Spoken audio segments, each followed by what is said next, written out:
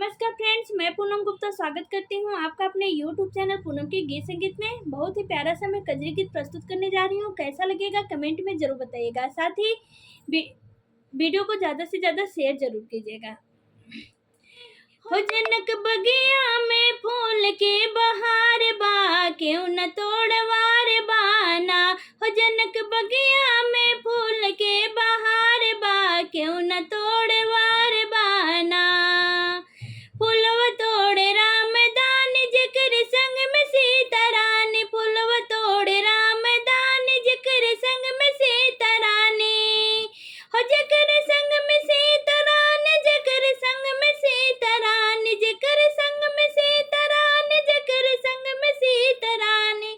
जिक्र हथवा में धनुष के निशान बा, क्यों न तोड़वार बाना। हो जिक्र हथवा में धनुष के निशान बा, क्यों न तोड़वार बाना।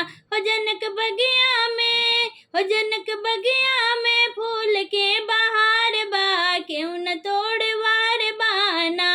हो जनक बगिया में फूल के बहार बा, क्यों न तोड़वार बाना।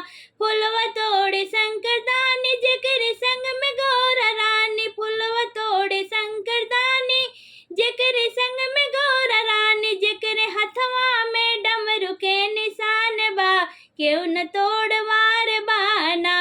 हो जिक्र हथवा में डमरू के निशान बा, क्यों न तोड़वार बाना। हो जनक बगिया में फूल के बहार बा, क्यों न तोड़वार बाना। हो जनक बगिया में फूल के बहार बा, क्यों न तोड़वार बाना।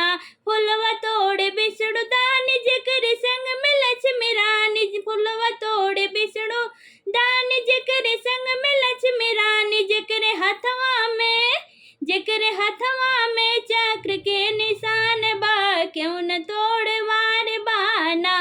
जिक्र हथवा में चक्र के निशान बा, क्यों न तोड़वार बाना।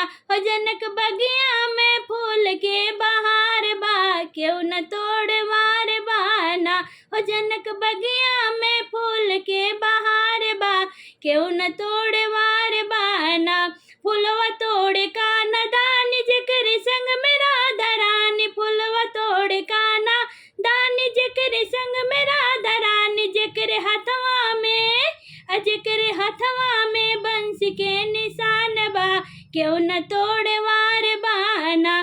जिक्र हथवा में बंसी के निशान बा, क्यों न तोड़वार बाना। हो जनक बगिया में फूल के बहार बा, क्यों न तोड़